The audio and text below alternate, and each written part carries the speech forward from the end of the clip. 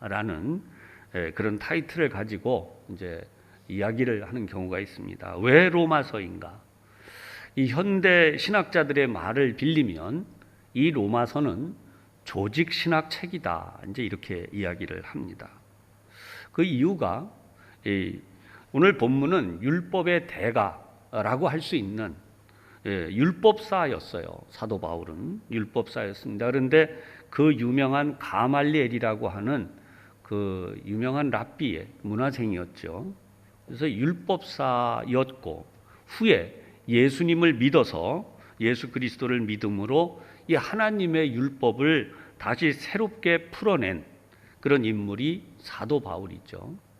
그의 저서들 가운데 가장 체계적으로 이 기독교에 대한 또 우리 복음에 대한 부분을 잘 정리했다라고 알려지고 있는 책이 바로 이 로마서입니다.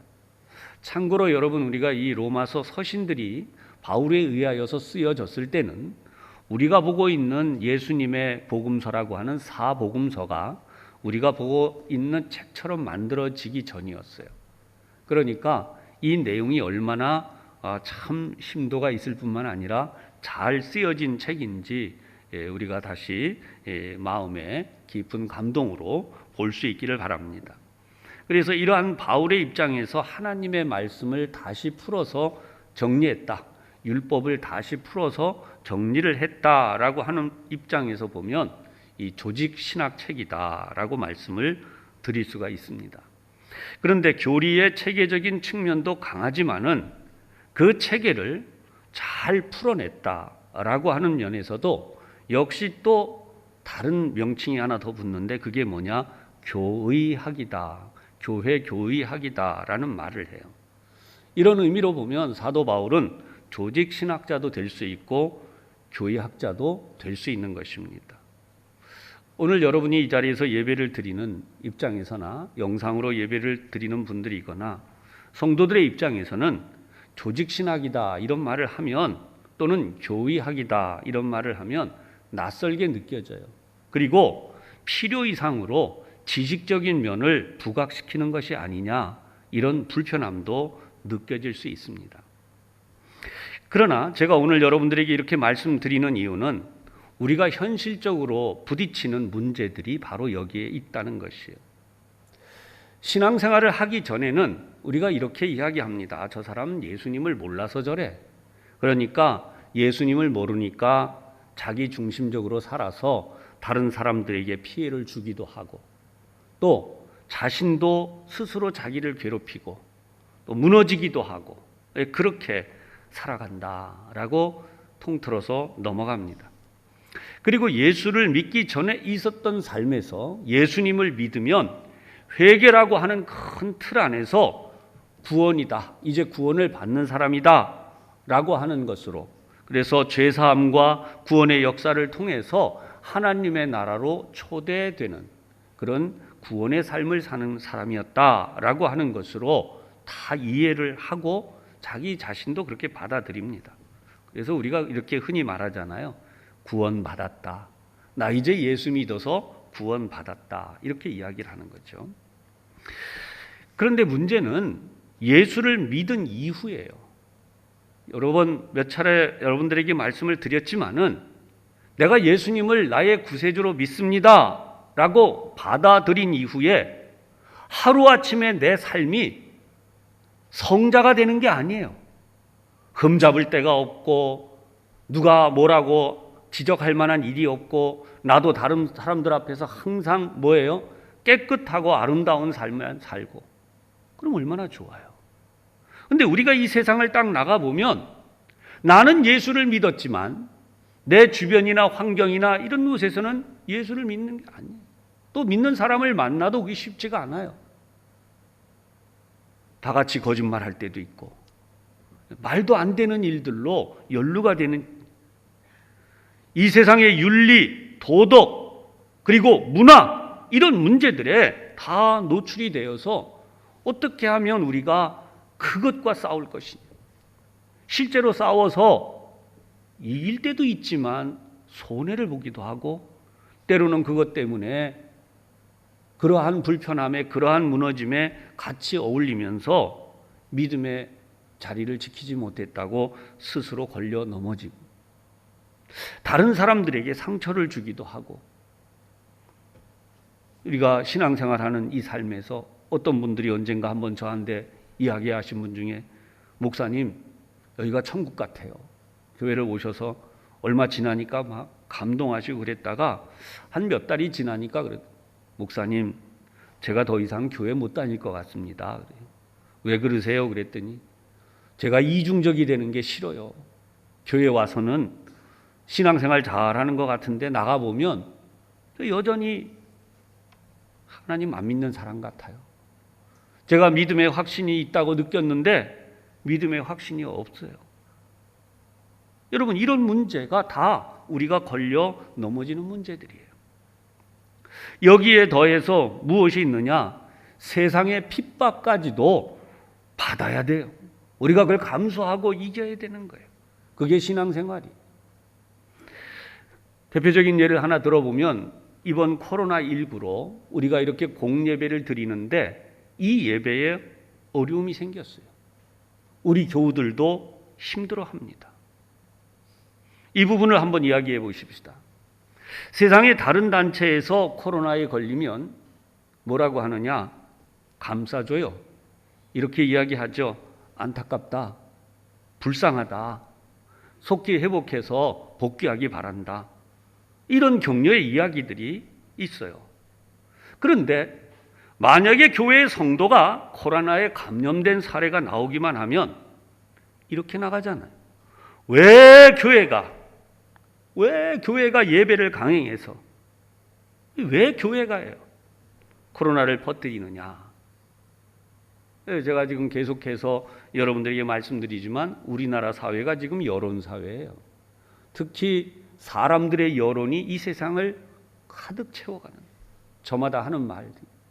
그런데 그 인터넷의 댓글들 가운데 엄청난 양이 뭐냐? 교회 감염 사례만 나오면 거기에 대한 막강한 엄청난 댓글들이 달려. 그 댓글들 가운데에는 이런 얘기들이 나와요. 교회가 스스로 빛이고 소금이라며 왜 빛이 되고 소금이 못 되고 민폐를 끼치느냐. 엄밀히 말하면 우리 사회는 이미 이런 프로 이미 오래전부터 만들어졌어요.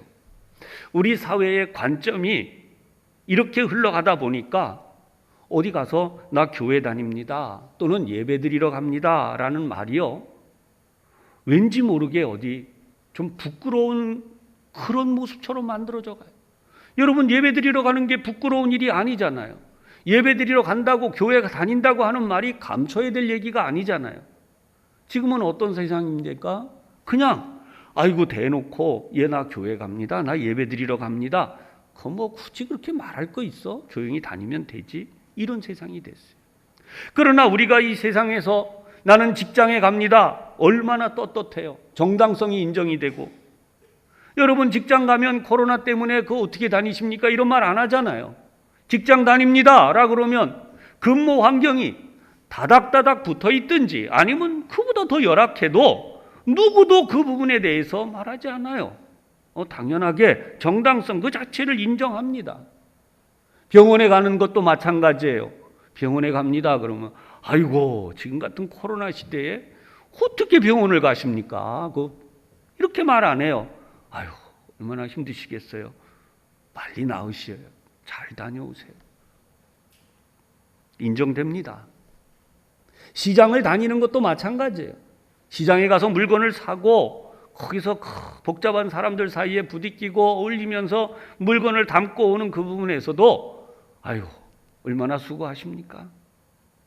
당연히 먹고 살아야죠. 하나도 거기에 대해서 문제 삼지 않아요. 식당에서 밥을 먹을 때도 똑같습니다. 그 왜 식당에 다니십니까? 지금 같은 코로나 때에 왜 가세요? 이러는 사람이 아무도 없어요. 그뿐입니까? 카페를 보세요.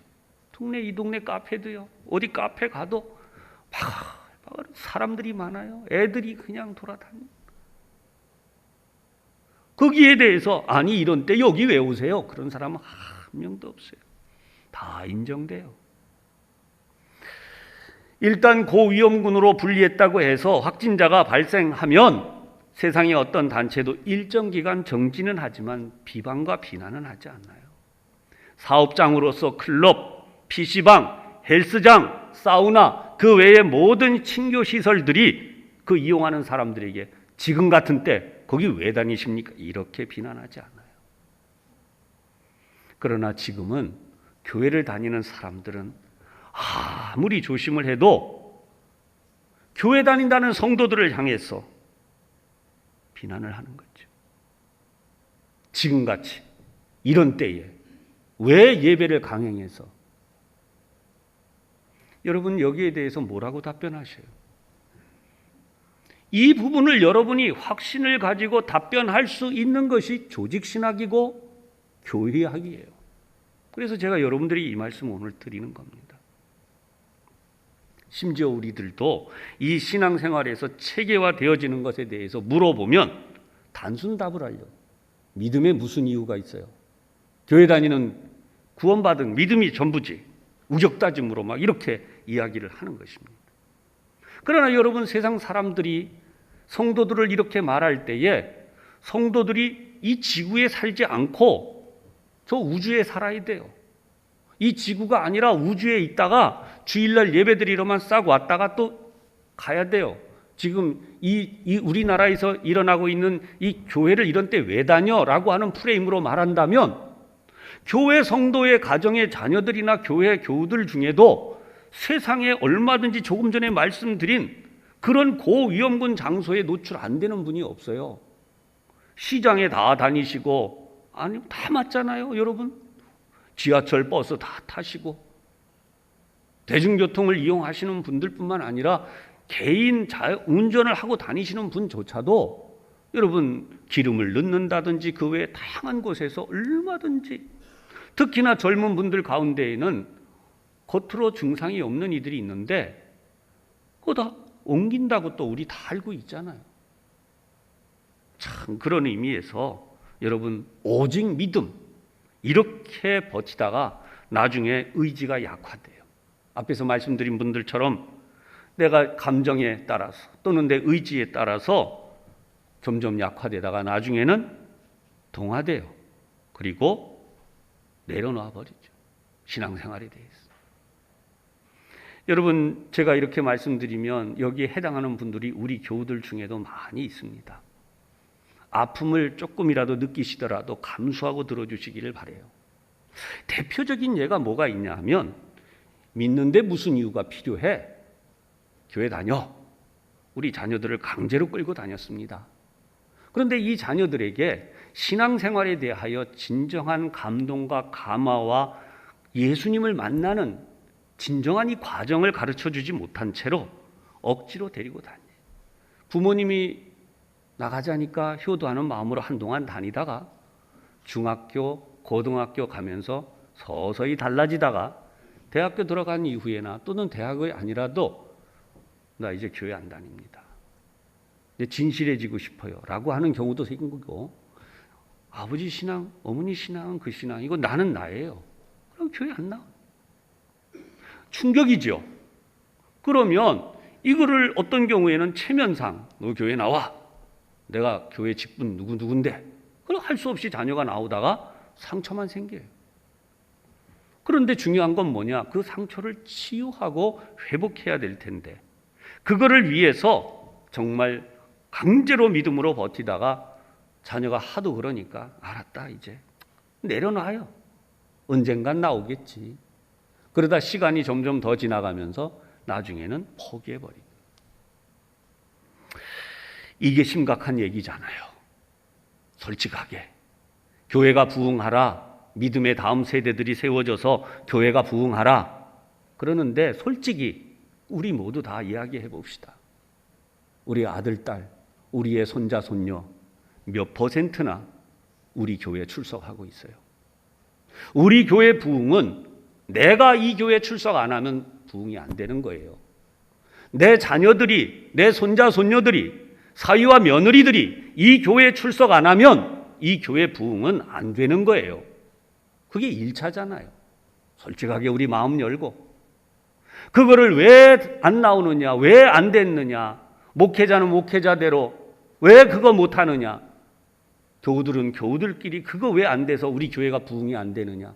그렇게 말하고 그렇게 행동하면 서로 아프게 하고 서로 상처만 주는 일밖에 안 돼요. 근본적으로 이 문제의 사태의 심각성은 지금 말씀드리려고 하는 이 부분하고도 만나요. 요즘 신학자들이라고 불리우는 대학 교수들, 신학대학 교수님들은 포스트 코로나라고 하는 말을 사용합니다. 이 말은 코로나 이후 시대라고 하는 말이에요. 코로나 시대 이후에 교회는 어떻게 될 것인가? 예배는 어떻게 변화할 것인가? 이 코로나 이후 시대에 교회들의 모습에 대해서, 신앙에 대해서, 예배에 대해서 이야기들을 합니다. 그리고 어떻게 신앙적인 지도를 하고 어떻게 이 예배를 지켜갈 것인가라는 이야기를 합니다. 사실 이런 이야기를 할 때 우리가 지난 시대 가운데 중세 시대를 좀 예를 들어 볼 수 있습니다. 여러분, 중세 시대는 우리가 학교를 들어가면요, 저도 그렇게 배웠지만 중학교 교과서에 딱 열면 이런 내용이 나와요. 중세 시대는 암흑기다 그래요. 암흑기, 어두운 세상이라는 거예요. 우리들도 다 그렇게 배웠지 않습니까? 그런데 엄밀히 말하면 중세 시대는 성경적으로 볼 때에 하나님의 나라, 표면적으로는 하나님의 나라가 완전히 이루어진 세상이었다는 거예요. 어떻게 완전히 이루어졌나? 교회를 다니지 않으면 세상을 살아갈 수가 없었어요. 그게 교회 시대예요. 교회의 모든 지도자들이 세상 모든 권세의 으뜸인 자리에도 있었고, 성도들도 믿지 않을 수 없는 세상 사람들 앞에서 항상 으뜸이 돼요. 교회가 왕 노릇을 했고, 그리스도의 왕좌 하나님의 나라가 성도들의 삶에서 가장 높이 되었던 바로 그런 시대예요. 그런데 이렇게 좋았던 시대에 어떻게 타락하고 부패된 이야기만 있어가지고 교과서에서 전부 다 암흑기다 이렇게만 배우는 거예요. 사실 중세시대를 연구해 보면 우리 지금 사는 세상보다 훨씬 낙원이었어요. 왜냐하면 도둑질하는 사람들이 그렇게 거의 많죠. 표면적으로. 우리가 얘기하는 형무소나 감옥이 텅텅 빈 예도 있어요. 그리고 사람들이 남을 해코지하는 그런 일들을 하지 않아요. 가능한 한 줄어들었어요. 그러나 이러한 삶에서 선배들, 우리 신앙의 선배들이라고 할 수 있는 이들의 아름다운 모범적인 사례나 그분들의 헌신적인 예배나 그분들이 남겼던 교리와 교회 전통들이 사실은 거의 다 잊혀지고요. 대부분이 다 뭐만 남았느냐? 중세시대는 교권이 타락했다. 교회가 부패했다. 그리고 성직자들이 타락했다. 이것만 남아있어요. 그러니 여러분 얼마나 안타까운 이야기입니까? 지금까지 말씀드린 내용을 우리가 한번 간추려 보면 이렇게 돼요. 예수를 믿기 전에는 큰 문제가 없지만 예수를 믿은 뒤에 우리는 두 가지 측면에서 도전을 받는다는 거예요. 첫째는 세상으로부터 받는 도전이에요. 두 번째는 교회 내에서 받고 우리가 스스로 부딪히면서 아파하고 힘들어하는 문제의 도전이라는 것입니다. 이 문제들 가운데 이미 세계적으로 노출된 것이 성직자들의 타락이에요. 돈에 대한 부분도 있고 성적인 부분도 있고 그 외에 권세에 대한 그런 내용들도 있습니다. 그런데 이것은 성도들도 마찬가지예요.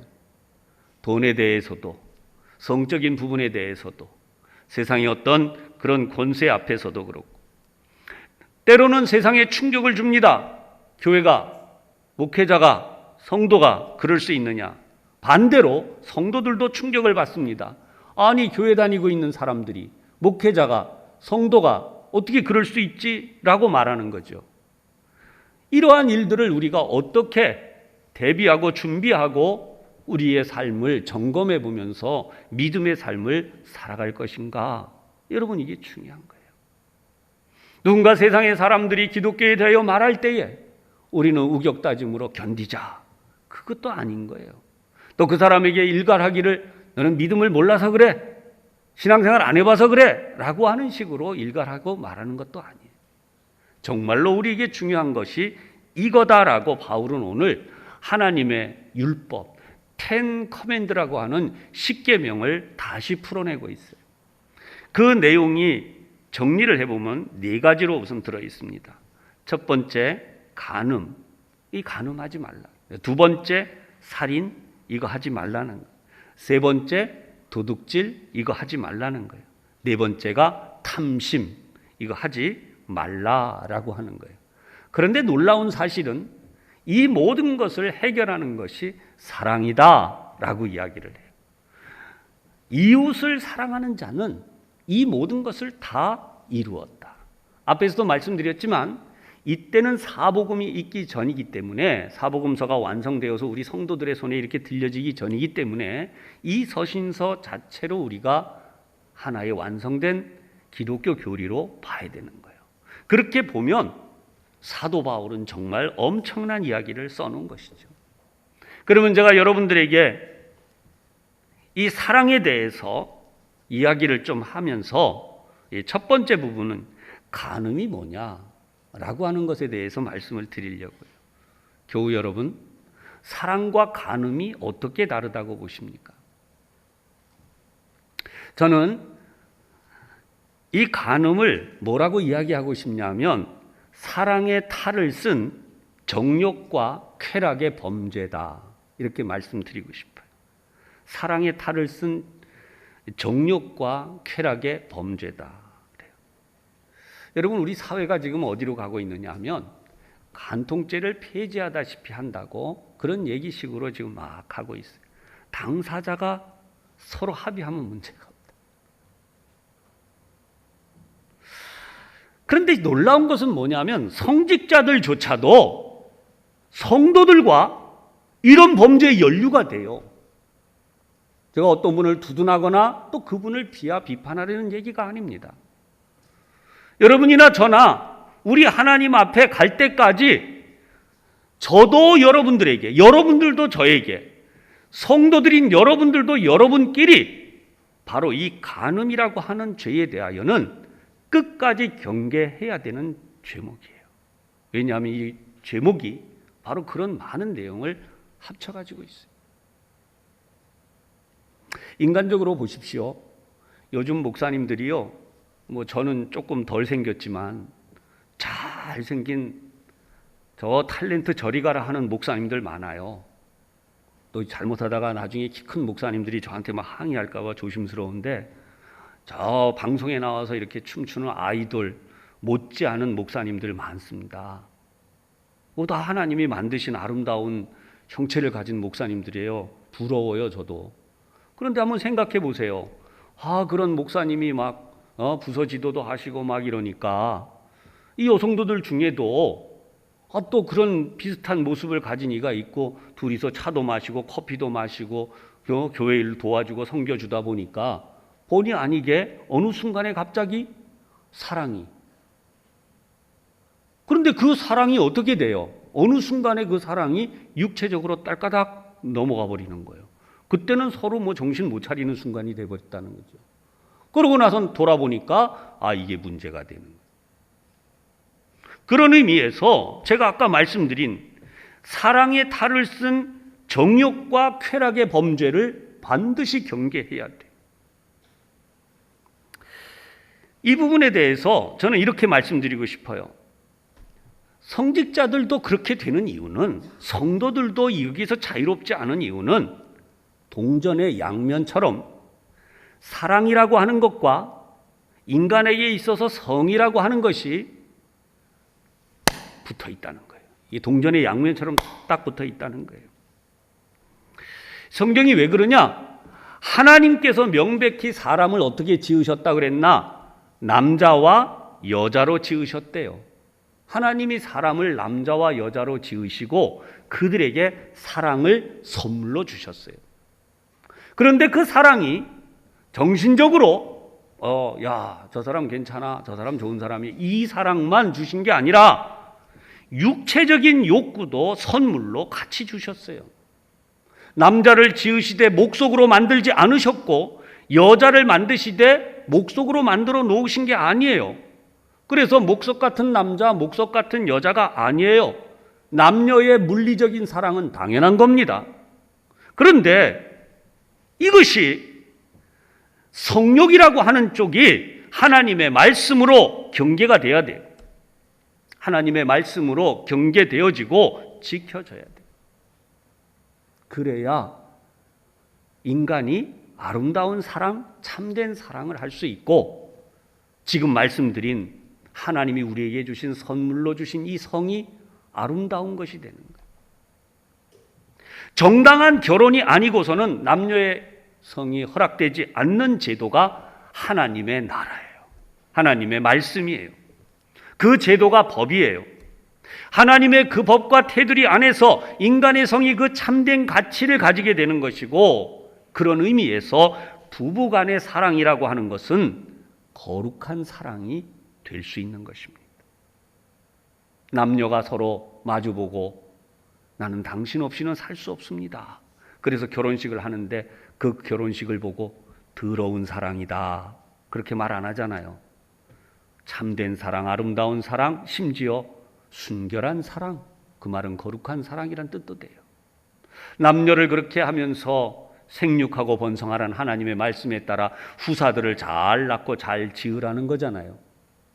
여러분, 우리가 이 분명한 성경의 말씀이 우리에게 이렇게 주어질 뿐만 아니라 하나님이 바로 이 사랑을 인정하시고 이 사랑에 대하여 복을 주시고 그 가정에 자녀들이 태어나는 후사들이 일어나게 하시는, 그들을 지켜주시는 거죠.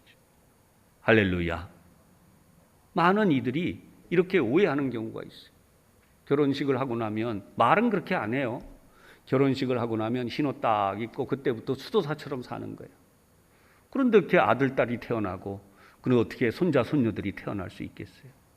또 우리 교회 청년들을 비롯해서 젊은이들에게, 야, 니네들 사랑해, 열심히 사랑해야 돼. 그래서 가정을 세워.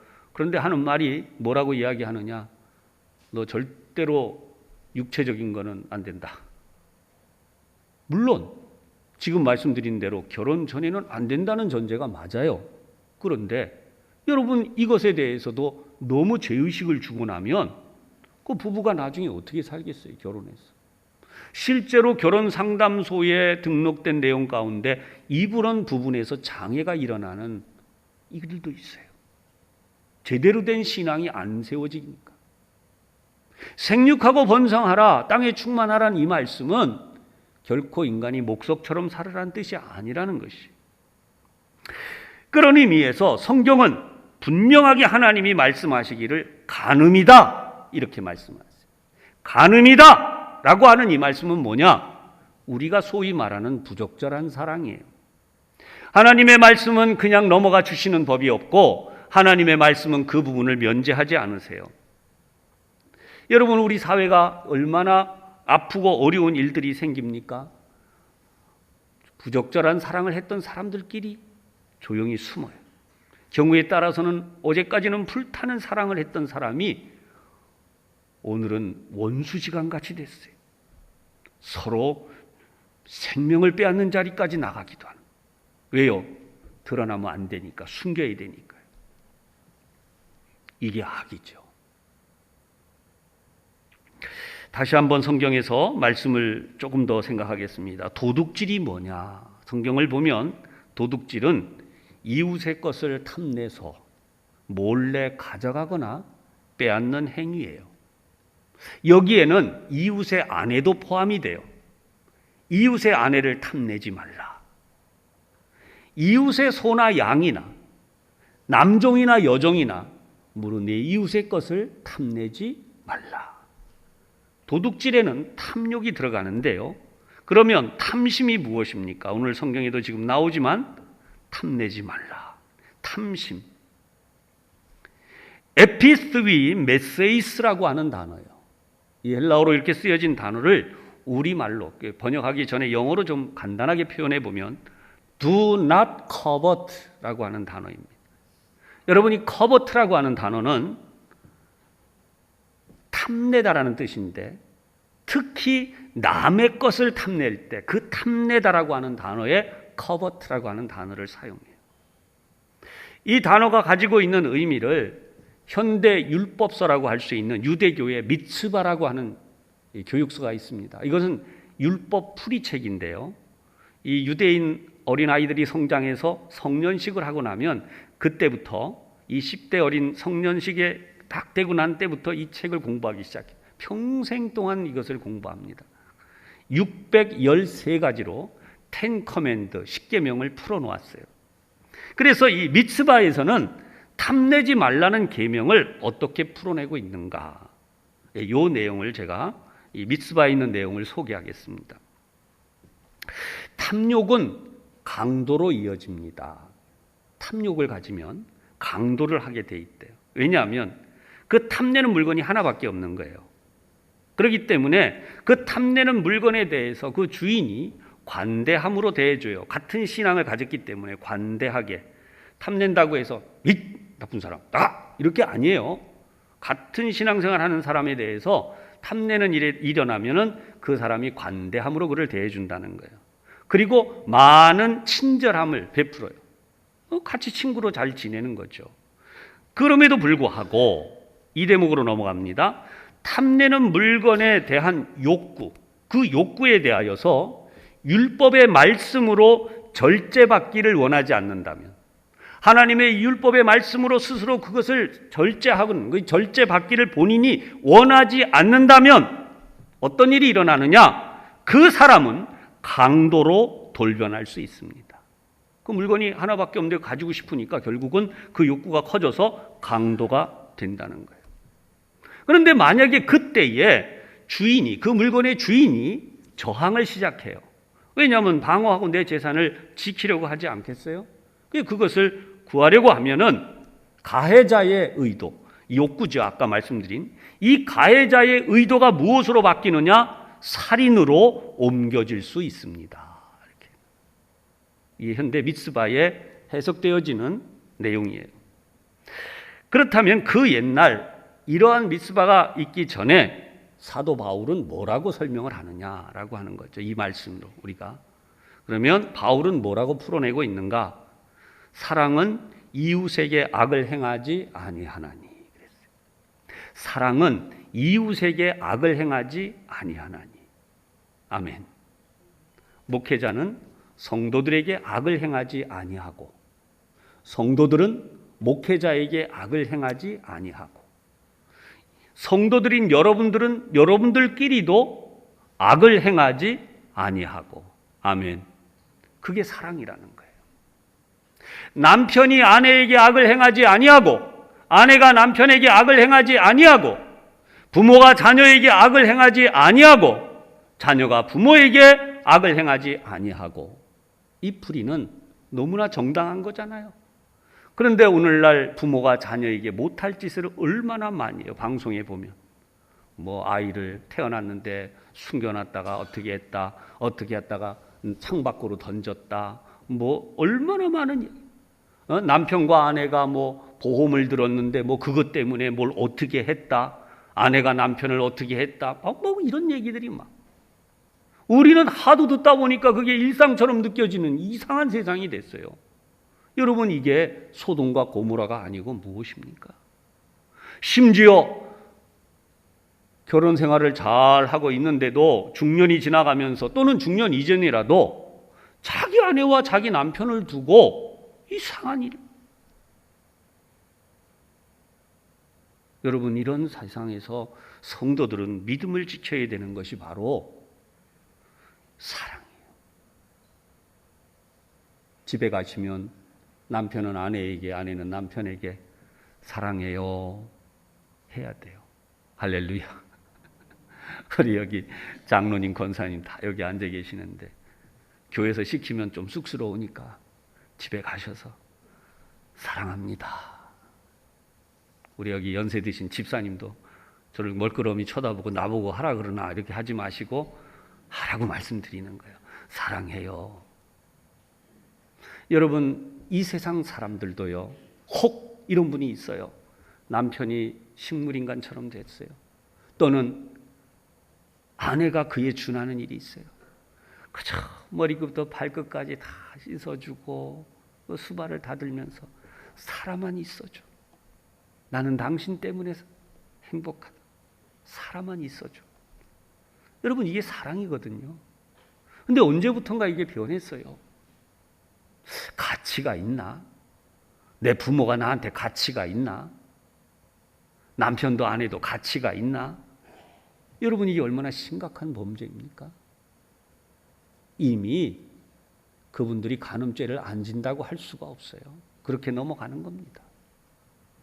그래서 우리가 알아야 되는 것은 바로 이거예요. 교회는 이웃에게 악을 행하는 것이 아니라 사랑을 하는 곳이라는 거예요. 그런 의미에서 교회를 나온다고 하는 것은 사랑받기 위해 온 것입니다. 우리가 교회를 다닌다고 하는 것은 나도 남을 사랑하기 위해서 교회를 다니는 것입니다.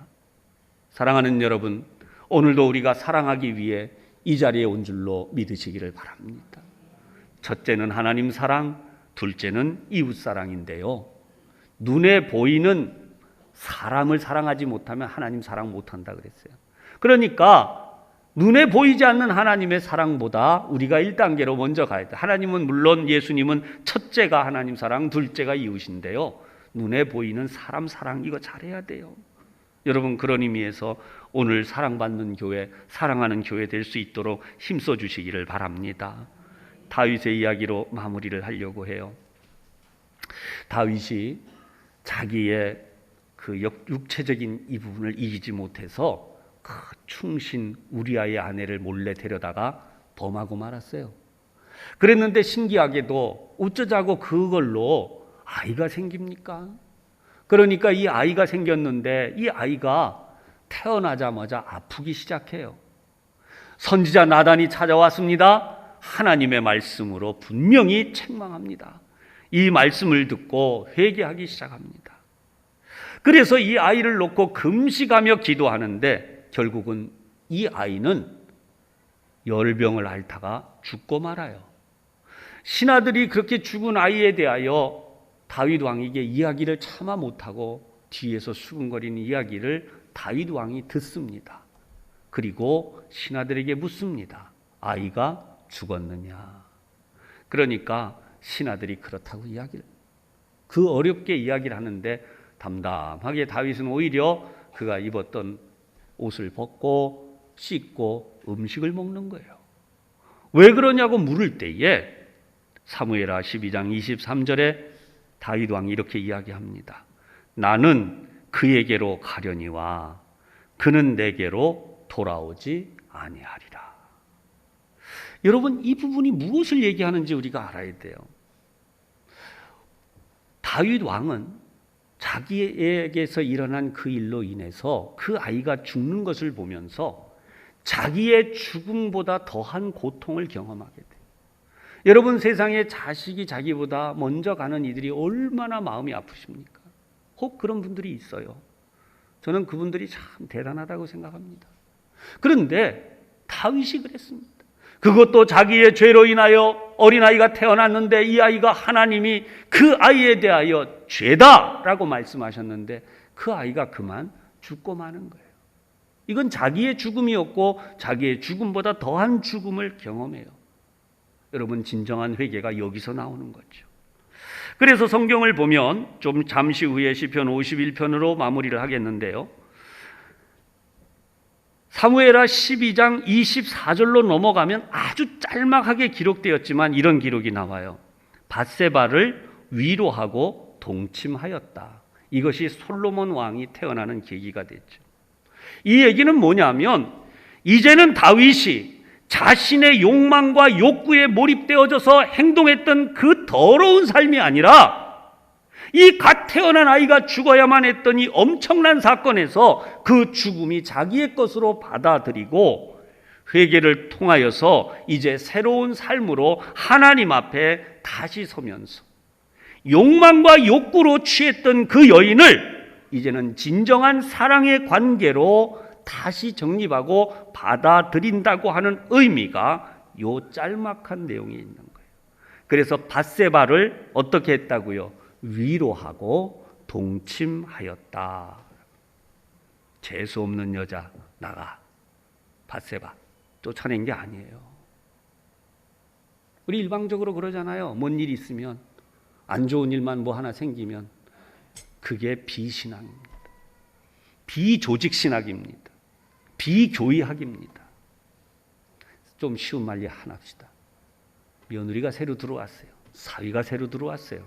근데 세상 사람들에게 무슨 문제가 생기면 그 며느리 잘못 들어왔다. 즉, 그 사람 잘못 들어왔다고. 여러분, 그게 잘못된 거예요. 그걸 고치는 게 조직신학이에요. 그걸 고치는 게 교의학이에요. 할렐루야. 그래서 시편 51편을 보면 이렇게 나와요.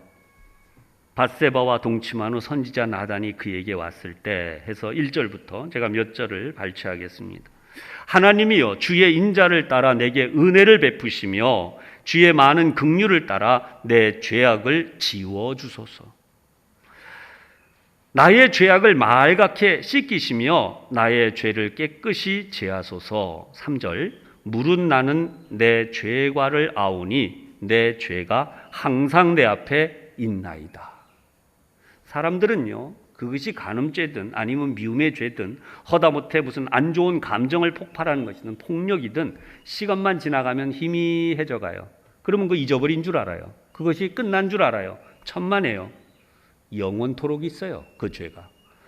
여러분, 여러분들이 짓고 있는 모든 죄가 영원토록 있는 죄예요. 그러니까 그 죄가 항상 내 앞에 있다는 거예요. 다윗은 분명하게 이걸 알았어요. 그리고 5절에 이렇게 고백합니다. 내가 죄악 중에서 출생하였으며 어머니가 죄 중에서 나를 잉태하였나이다. 여러분, 이 내용 잘 보세요. 어느 교회가 남성 성도들이 부흥하는데 이유가 뭐냐? 아내들에게 그랬다는 거예요. 부인이 되신 분들 가면 남편 잘해 주세요. 그래서 이 부인들이, 아내된 분들이, 성도들이 가서 남편을 술을 먹고 들어오거나 살림을 부수거나 온갖 죄를 다 저지르고 못된 짓을 해도 그냥 얼마나 사랑을 하는지 나중에 보니까 그 변에서 다들 교회를 나왔다잖아요. 그렇게 영혼 구원시킨 거고 가정을 낙원으로 만든 거고 좋은 남편 좋은 아내 된 거고 좋은 부모 좋은 자녀가 되어서 얼마나. 그러니까 우리는 이것도 여자만 희생하라 이런 식으로 해석하지 마세요. 남자들도 마찬가지예요. 내가 남편이면 아내가 혹 안 믿으면 아내가 예수 믿을 때까지 예수 믿은 이후에 더 잘해주고. 할렐루야. 다음 6절에 보시면 보소서 주께서는 중심이 진실함을 원하시오니 내게 지혜를 은밀히 가르치시리. 지내놓고 보니까 그게 죄였다는 거예요. 그 죄를 질 때는 몰랐어요. 그게 중요한 거예요. 이게 죄다라고 하면 멈출 수 있어야 돼요. 근데 그게 안 돼요, 인간은. 그때 하나님의 말씀이 중요한 거예요. 하나님은 중심을 보시기 때문에 그 사람이 죄를 짓는지 안 짓는지 다 아세요. 제가 여러분 앞에서 이렇게 설교해도 제가 죄를 짓고 있는지 아닌지 하나님이 다 아세요. 여러분들도 마찬가지예요. 7절에 보십시오. 우슬초로 나를 정결하게 하소서. 내가 정하리이다. 나의 죄를 씻어주소서. 내가 눈보다 희리이다. 여러분, 이게 믿음의 고백이에요. 죄를 지었을 때 회개하면 내가 눈보다 더 희어진. 믿어야 돼요. 회개하는데 회개하는 것, 진실한 회개를 통해서 믿어야 되는데 안 믿는다고요. 회개해놓고도 또 끄집어내요. 부부간에도 회개하고 하나님 앞에 어디 나 이거 해결했습니다. 믿음으로 나가는데 10년 전 이야기까지 기억하고 있다가 싸움만 부부가 벌어지면 또 다 나와요. 그거 어떻게 살아요, 그 가정이 그러면. 그런 의미에서 10절 11절에 하나님이여 내 속에 정한 마음을 창조하시고 내 안에 정직한 영을 새롭게 하소서. 우리가 정직해져야 되는 거예요, 하나님 앞에서. 신앙생활이 뭐냐라고 하면 정직해지는 거예요, 하나님 앞에서. 여러분, 이 세상에 정직한 사람 누가 싫어하겠어요? 정직해지는 거예요. 또 하나 더 한다면 겸손해지는 거죠. 여러분, 사람이 겸손해진다. 그래서 그 겸손이 11절에 이렇게 표현합니다. 나를 주 앞에서 쫓아내지 마시며 주의 성령을 내게서 거두지 마소서. 신앙생활의 핵심은 성령이 나에게 계속 머물러 계시는 거예요. 성령이 나에게서 거두어지지 않는 것을 원하는 그런 삶을 사는 거예요. 여러분, 신앙생활의 힘은 성령님이 역사하실 때 있는 거예요. 신앙생활에서 내가 확신을 가지는 것도 성령님을 통해서예요. 여러분들이 세상을 이기는 것도 성령님을 통해서예요. 그런데 이러한 일이 12절에 보면 어떻게 나오나? 주의 구원의 즐거움을 내게 회복시켜 주시고. 신앙생활의 즐거움은 구원의 즐거움이에요. 구원받은 자들이 천국에서 사는 그 행복이에요. 여러분 가정에 이 행복이 있어야 되고, 여러분 부모와 자녀들에게도 이 행복이 있어야 되고, 여러분들이 직장을 가시든 어딜 가든 이 구원의 즐거움이 여러분을 통하여 이루어져야 돼요. 이건 그냥 되지 않아요. 자원하는 심령을 주사 나를 붙드소서. 아멘. 자원하는 심령, 내가 먼저 그걸 해야 되는, 그 일을 해야 되는. 눈 크게 부릅뜨고 소리 지르는 것은 세상 사람들이 다 하는 일입니다. 그런데 여러분들이 해야 되는 것 중에 하나가 뭐냐? 자원하는 심령으로 그분들을 섬겨드려서 주님 앞에 나올 수 있도록. 그것이 하나님의 나라의 전도이고 확장이고 하나님의 나라가 세워지는 비결이에요. 13절을 보면 그리하면 내가 범죄자에게 주의 도를 가르치리니 죄인들이 주께 돌아오리이다. 아멘. 사랑하는 여러분, 다윗의 고백처럼 우리가 살아야 돼요. 우리는 성령 하나님의 전적인 인도하심이 없이는 우리 자신의 신앙을 지킬 수도 없고 이 신앙생활을 계속 할 수도 없어요. 참고 사는 건 신앙생활이 아니에요. 하나님이 여러분의 문제를 해결하시고 여러분들에게 즐거움을 회복시켜 주시고. 할렐루야. 교회 나와도 마찬가지예요.